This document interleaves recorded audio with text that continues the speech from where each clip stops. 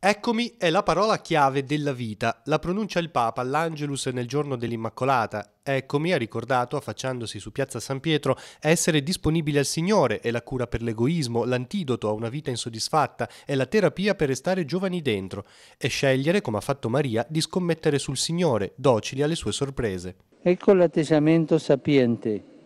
Non vivere dipendendo dai problemi. Finito uno se ne presenterà un altro, ma fidandosi di Dio e affidandosi ogni giorno a Lui. Nel pomeriggio il Papa è andato in Piazza di Spagna per rinnovare l'atto di omaggio e preghiera davanti al monumento all'Immacolata. Francesco ha avuto un pensiero particolare sulla difesa dei diritti umani. Tu sai, madre, cosa vuol dire portare in grembo la vita e sentire intorno l'indifferenza, il rifiuto, a volte il disprezzo.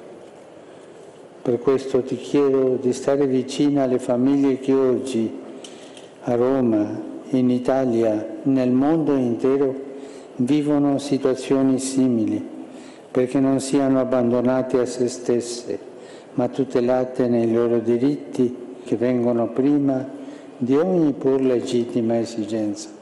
Infine, l'Angelus di ieri, seconda domenica di Avvento, il Santo Padre ha invitato a rifiutare la mentalità del mondo. Per preparare la via al Signore ha esortato a sfuggire dalla freddezza e dall'indifferenza, ad abbassare le asprezze della superbia, compiendo gesti concreti di riconciliazione con i fratelli. Il credente è colui che attraverso il suo farsi vicino al fratello come Giovanni il Battista apre strade nel deserto, cioè indica prospettive di speranza anche in quei contesti esistenziali impervi, segnati dal fallimento e dalla sconfitta.